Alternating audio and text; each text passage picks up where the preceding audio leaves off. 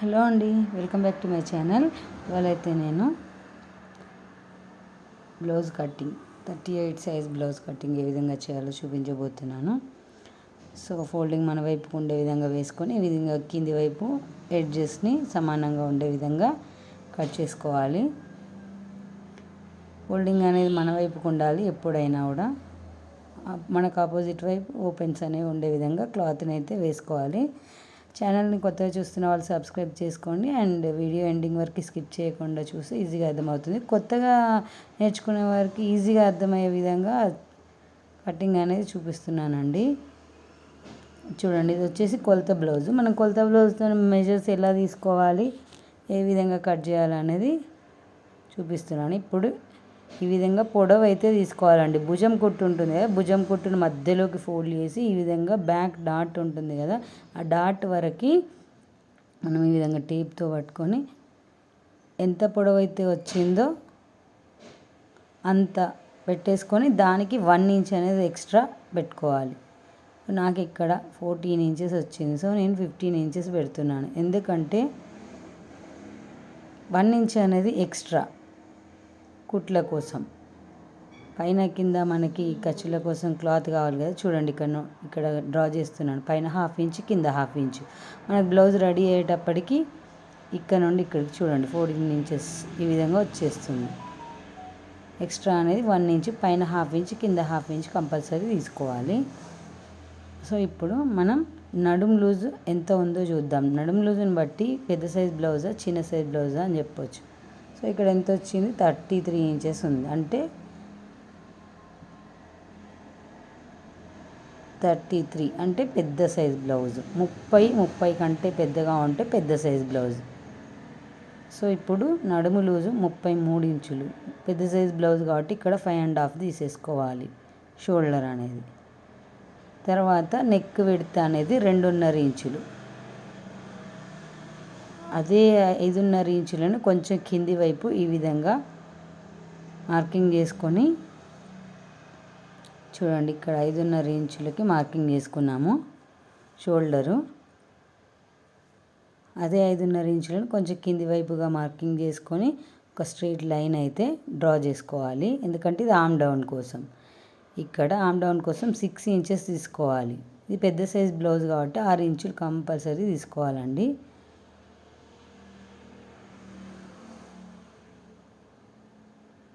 So ఇప్పుడు మనం chest loose అనేది ఈ విధంగా మెజర్ చేసుకోవాలి. చంక కింది భాగం ఉంటుంది కదా, అక్కడ నుండి ఫస్ట్ హుక్స్ వరకు ఈ విధంగా గట్టిగా లాగకూడదు, మామూలుగా పట్టేసుకొని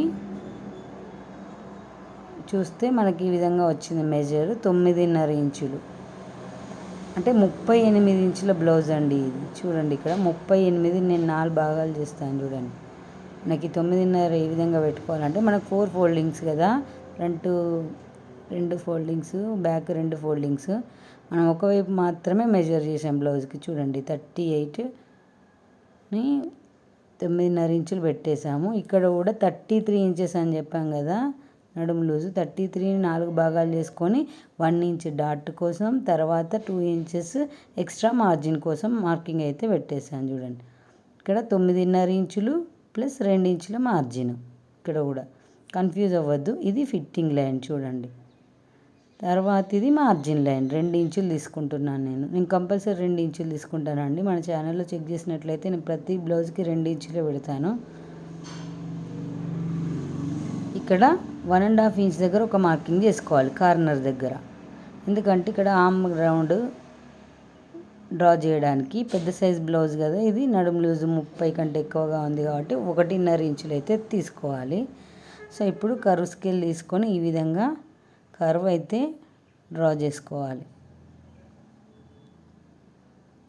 వీడియో ఎండింగ్ వరకు స్కిప్ చేయకుండా చూడండి, మీకు ఈజీగా అర్థమవుతుంది. కొత్తగా నేర్చుకునే వాళ్ళకు కూడా ఈజీగా అర్థమయ్యే విధంగా చెప్తున్నాను. అండ్ వీడియో నచ్చితే ఒక లైక్ చేయండి, ఎవరికైనా యూజ్ అవుతుంది అనుకుంటే షేర్ చేయండి.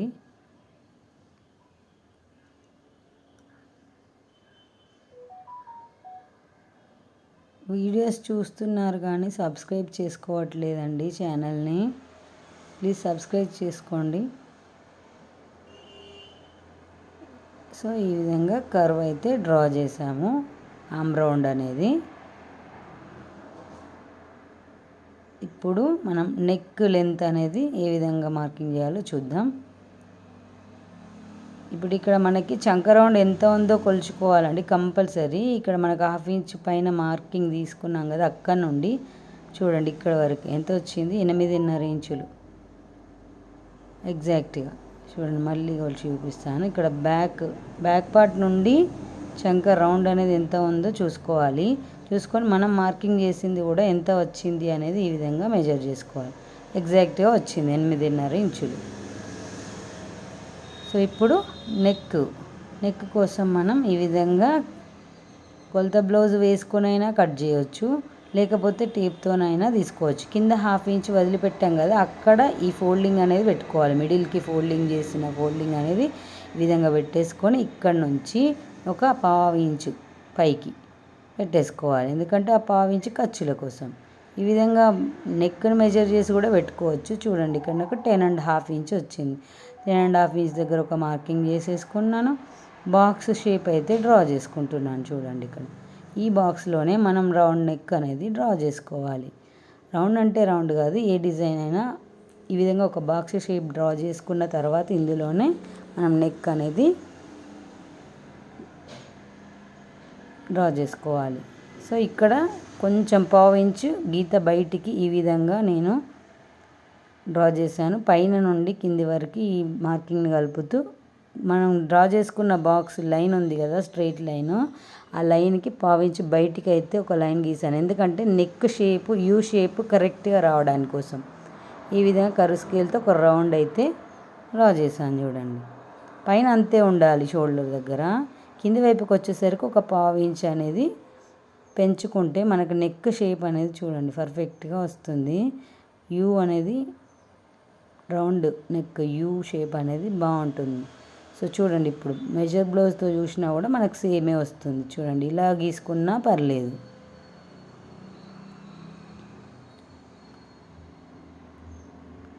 ఇలా ఆది బ్లౌజ్తో కూడా మెజర్ చేసుకోవచ్చు. ఈ విధంగా చెస్ట్ లూజు ఇలా తీసుకొని కూడా టేప్ అవసరం లేకుండా. కాకపోతే నేను టేప్తో అయితే మెజర్స్ చూపించాను. ఇప్పుడు రౌండ్ అనేది నేనేం కట్ చేయట్లేదు, మెయిన్ క్లాత్ మీద వేసిన తర్వాత కట్ చేస్తాను. ఇక్కడ నుండి కటింగ్ అయితే చేసుకుంటాను. బ్యాక్ పార్ట్ అయితే మార్కింగ్ కంప్లీట్ అయిపోయింది, కటింగ్ చేస్తున్నాను. ఇప్పుడు ఇది హాఫ్ హ్యాండ్స్ బ్లౌజేనండి. ఇది వచ్చేసి క్లాత్ 70 సెంటీమీటర్సే ఉంది. కొంచెం ఫ్రంట్లో చిన్న అతుకులాగా వస్తుంది, అది కూడా ఏ విధంగానే చూపిస్తాను నేను ఇప్పుడు. క్లాత్ అడ్జస్ట్మెంట్ అనేది కూడా చాలా ఇంపార్టెంట్ అండి బ్లౌజ్ కటింగ్లో కూడా, ఏ కటింగ్లో అయినా.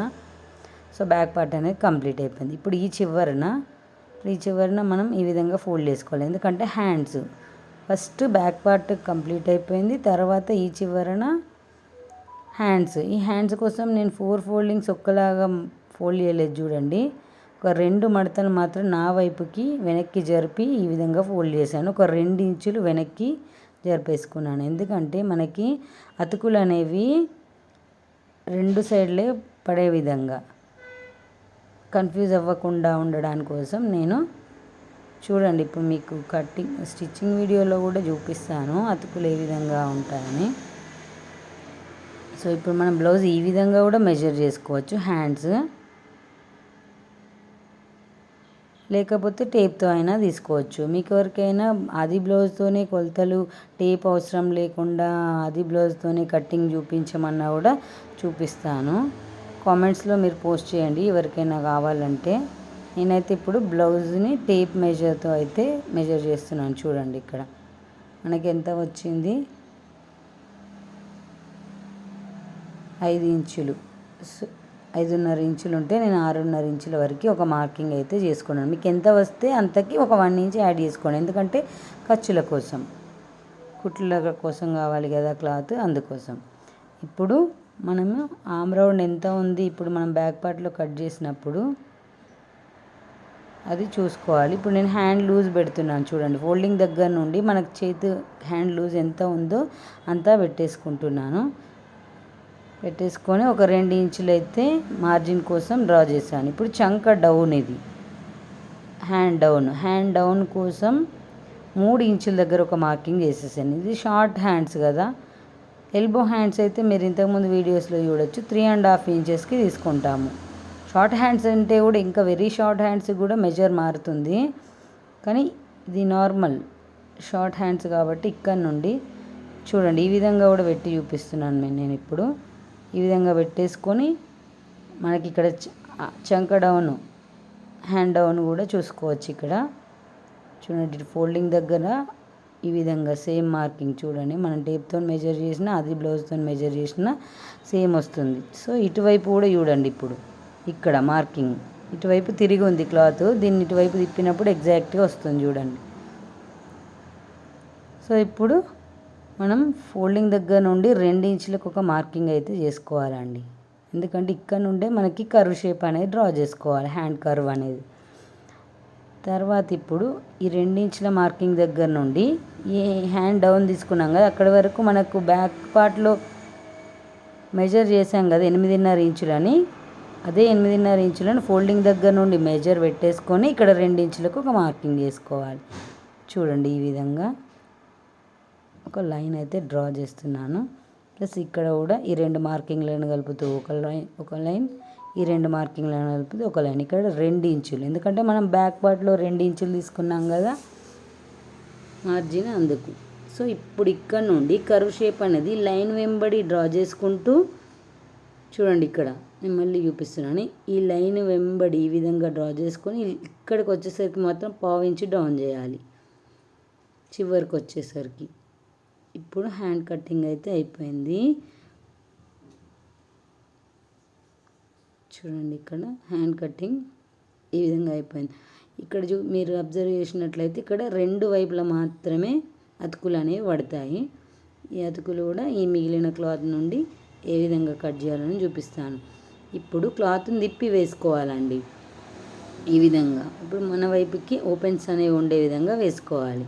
ఫ్రంట్ పార్ట్ కోసం ఇది. ఇప్పుడు ఫ్రంట్ పార్ట్ కట్ చేస్తున్నాం. దానికోసం చూడండి నాకు కోరంచులు చివరన 2 సమానంగా లేవు. అలా క్లాత్ని కూడా కరెక్ట్గా చూసుకొని ఈ విధంగా ఎక్కడైతే మనకి క్రాస్ కటింగ్ బ్లౌజ్ కదా, ఎక్కడైతే మన క్లాత్ అడ్జస్ట్ అవుతుందో క్రాస్గా ఈ విధంగా చూసుకొని కింది వైపున కూడా 2 కొరలు సమానంగా ఉన్నది లేనిది చూసుకొని ఈ విధంగా వేసుకోవాలి. సో చూడండి ఇక్కడ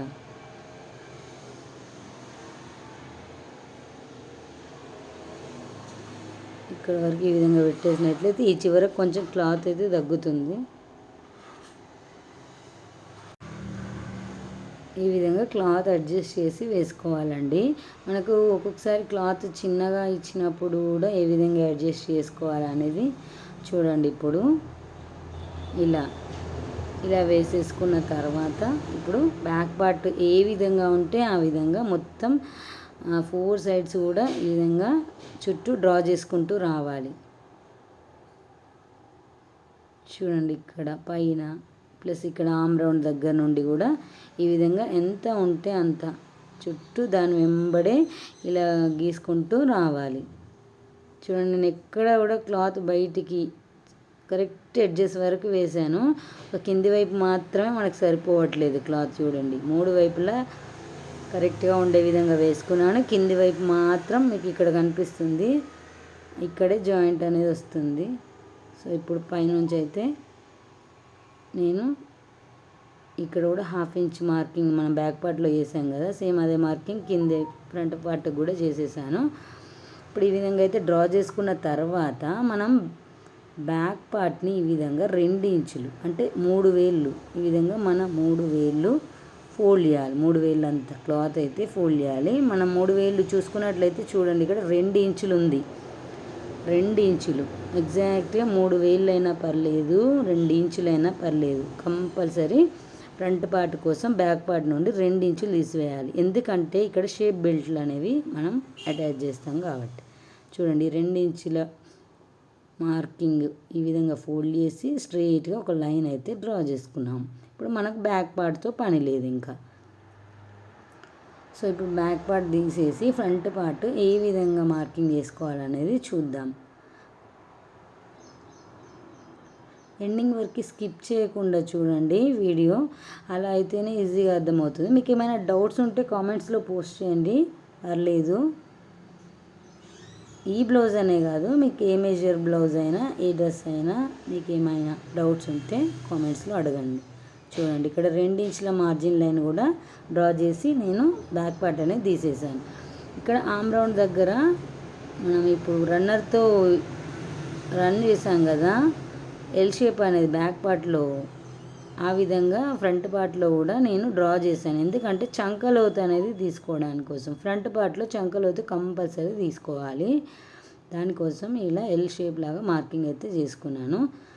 ఇప్పుడు నెక్, ఫ్రంట్ నెక్ కోసం చూడండి, ఇక్కడ భుజం కుట్టు దగ్గర నుండి మనకు నెక్ ఎంత ఉంది, 6.5 ఇంచెస్ ఉంది. చూడండి మొదటి హుక్స్ వరకు ఎంత ఉంది అంటే 6.5. ఈ విధంగా మార్కింగ్ చేసుకొని లైన్ అయితే డ్రా చేసుకోవాలి. ఈ విధంగా లైన్ డ్రా చేసుకోవాలి.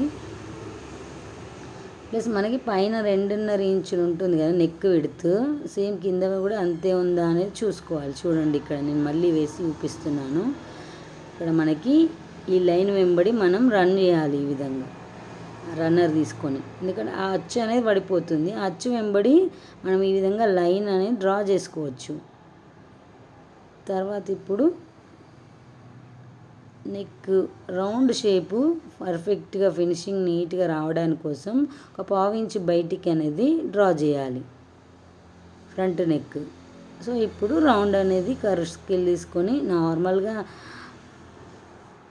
బై హ్యాండ్తో అయినా చేసుకోవచ్చు, కాకపోతే నేను కర్వ్ స్కేల్తో ఈ విధంగా క్రాస్గా కర్వ్ అనేది రౌండ్ షేప్ అనేది ఈ విధంగా డ్రా చేశాను. సో ఇప్పుడు ఫ్రంట్ నెక్ అయిపోయింది. ఇప్పుడు ఫ్రంట్ పార్ట్ పొడవు కొలవాలండి కంపల్సరీ. ఈ భుజం కుట్టు దగ్గర నుండి చూడండి, మనకు 1/2 ఇంచ్ వదిలిపెట్టాం కదా ఖర్చుల కోసం, ఆ వదిలిపెట్టిన లైన్ మీద నుండి ఇలా పెట్టేసుకొని ఇక్కడ మెయిన్ డాట్ నుండి ఈ విధంగా పెట్టేసుకొని మనకి ఎంతవరకు అయితే వచ్చిందో అంతవరకు ప్లస్ 1/2 ఇంచ్ ఖర్చుల కోసం ఈ విధంగా మార్కింగ్ చేసుకోవాలి. ఇలా కాకపోయినా టేప్తోనైనా ఒక 1 ఇంచ్ తీసుకుంటే సరిపోతుంది. ఈ విధంగా కొలవడానికి రాకపోయినా పర్లేదు. ఇది పెద్ద సైజ్ బ్లౌజ్ అని చెప్పాం కదా, నడుము లూజు 30 కంటే పెద్దగా ఉన్న వాటికి ఈ విధంగా 1 ఇంచ్ అనేది ఈ విధంగా లైన్ అయితే డ్రా చేసుకున్నాం కదా. ఇప్పుడు డాట్ వెడల్పు ఏ విధంగా తీసుకోవాలనేది చూస్తున్నాం. చూడండి ఇక్కడ 2.5 ఇంచుల దగ్గర ఒక మార్కింగ్ అయితే చేసుకోవాలి స్టార్టింగ్ లైన్ నుంచి. తర్వాత 2.75 ఇంచులు తీసుకోవాలి. పెద్ద సైజ్ బ్లౌజ్ అని చెప్పాం కదా, నార్మల్గా చిన్న సైజ్ బ్లౌజ్లకి 2, 2.5, 2.5 ఆ విధంగా తీసుకుంటే సరిపోతుంది. ఇంక 2.75 ఇంచులు తీసుకున్నాము. ఈ చివరన కూడా 1/2 ఇంచ్ పైకి ఒక మార్కింగ్ చేసుకోవాలి. ఇక్కడ ఉక్సుల పట్టి కాజాల పట్టి మధ్యలో గ్యాప్ రాకుండా ఉండడానికి కోసం ఇక్కడ ఒక 1 ఇంచ్ అయితే నేను ఎక్స్ట్రా క్లాత్ ఈ విధంగా అయితే మార్కింగ్ పెట్టేశాను. ఆమ్ రౌండ్ దగ్గర అంతే ఉండాలి, కిందికి వచ్చేసరికి 1 ఇంచ్ అనేది యాడ్ చేయాలి. ఈ 1/2 ఇంచ్ మార్కింగ్ దగ్గర నుండి ఈ విధంగా కలిపేసుకోవాలి. చూడండి ఇక్కడ క్రాస్ లైన్స్ ఇచ్చేసాను కన్ఫ్యూజ్ అవ్వకుండా. సో ఇప్పుడు ఈ 2.5 ఇంచుల మార్కింగ్ ఉంది కదా, ఇక్కడ నుంచి ఇక్కడ ఈ హుక్స్ల పట్టి మార్కింగ్ ఉంది కదా, అక్కడ నుంచి 1 ఇంచ్ అయితే పైకి మార్కింగ్ వేసుకోవాలి. ఆ పైనకి వేసుకున్న 1 ఇంచ్ మార్కింగ్ దగ్గర నుండి 2.5 ఇంచుల మార్కింగ్ ఈ విధంగా డౌన్కి ఒక కర్వ్ షేప్ అయితే డ్రా చేసుకొని ఇక్కడ డాట్ వెడల్పు దగ్గర నుండి ఈ 1/2 ఇంచ్ చివరిన ఈ 1/2 ఇంచ్ వరకు ఒక లైన్ డ్రా చేసుకోవాలి. మనకి ఇక్కడ చిన్న అతుకు అనేది వస్తుంది చూడండి, అక్కడ క్లాత్ సరిపోలేదు మనకి. అది స్టిచ్చింగ్ వీడియోలో ఏ విధంగా జాయిన్ చేయాలో చూపిస్తాను. సో ఇక్కడ కూడా ఒక 1/2 ఇంచ్ బయటికి ఒక లైన్ అయితే డ్రా చేసుకోవాలి. నెక్ దగ్గర అంతే ఉండాలి, ఉక్సుల పట్టి వైపు మాత్రం హాఫ్ ఇంచ్ కానీ 1/2 ఇంచ్ కానీ తీసుకోవచ్చు. ఇక్కడ చంకలోతు అనేది ఆమ్ రౌండ్ దగ్గర చంకలోతు అనేది తీసేసుకున్నాను నేను. ఒక 3/4 ఇంచు చంకలోతు అనేది 3/4 ఇంచు లోపలికి తీసుకుంటే సరిపోతుంది. మార్కింగ్ అయిపోయింది, కటింగ్ అయితే చేసేసుకున్నాం. సో ఈ విధంగా ఇక్కడ చిన్న అతుకు అనేది వస్తుంది, కన్ఫ్యూజ్ అవ్వకుండా చూడండి. క్లాత్ సరిపోనప్పుడు ఈ విధంగా చిన్న చిన్న అతుకులు అనేవి పడతాయండి. ఇది షార్ట్ హ్యాండ్సే కాబట్టి వాళ్ళు చిన్న బ్లౌజ్ పీసే ఇచ్చారు. సో ఎల్బో లెంత్ వాటికైతే కంపల్సరీ 1 మీటర్ కావాలి. చూడండి ఇక్కడ చిన్నగా అతుకు అనేది ఇక్కడ మనకి ఈజీగా తెలిసిపోతుంది.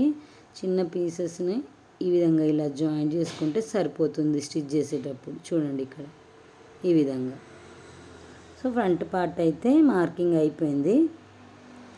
ఇప్పుడు షేప్ బెల్ట్లమై ఏ విధంగా కట్ చేసుకోవాలో చూద్దాం. ఈ మిగిలిన క్లాత్ నుండి కోరంచులు అనేది సమానంగా పెట్టేసుకొని ఈ విధంగా, ఈ కోరంచులు ఎందుకు తీస్తానంటే నేను ఎప్పుడు నడుం పట్టి ఉంటుంది కదా, నడుం పట్టి బ్యాక్ పార్ట్లో నడుం పట్టి కోసం ఒకవైపు ఫోల్డ్ చేసి కుట్టడానికి ఉండకుండా ఈ కోరంచులు అనేది మనం తీసేసుకున్నట్లయితే మనకు హుక్స్ల పట్టీకి ప్లస్ నడుం పట్టీకి రెండింటికి సరిపోతాయండి.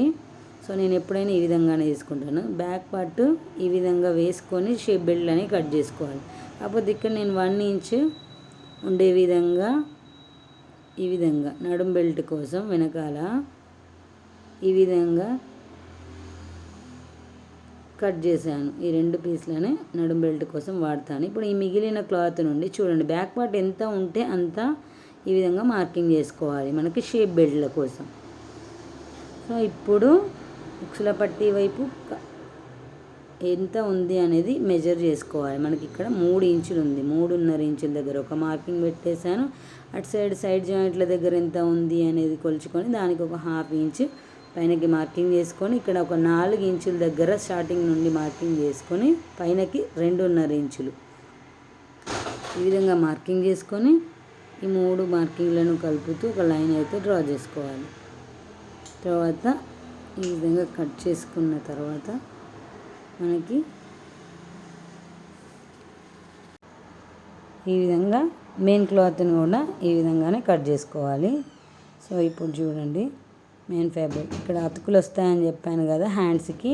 ఈ మిగిలిన క్లాత్ నుండి మనకి ఎక్కడైతే సరిపోతుందో క్లాత్ అంతా తీసుకోవాలి. నాకు ఇక్కడ సరిపోవట్లేదు. సో ఇంకా మిగిలిన క్లాత్ ఉంది కదా, ఆ మిగిలిన క్లాత్ పీస్ నుండి ఈ విధంగా పెట్టేసుకొని మనకి ఎంతైతే క్లాత్ తగ్గిందో అంతవరకు ఈ విధంగా పెట్టేసుకొని కట్ చేసుకోవాలి. సో చూడండి ఈ విధంగా లైనింగ్ కట్ చేసాము. ఇప్పుడు మెయిన్ ఫ్యాబ్రిక్ని ఏ విధంగా కట్ చేయాలో చూద్దాం. ఈ లైనింగ్ పీస్ని వేసుకొని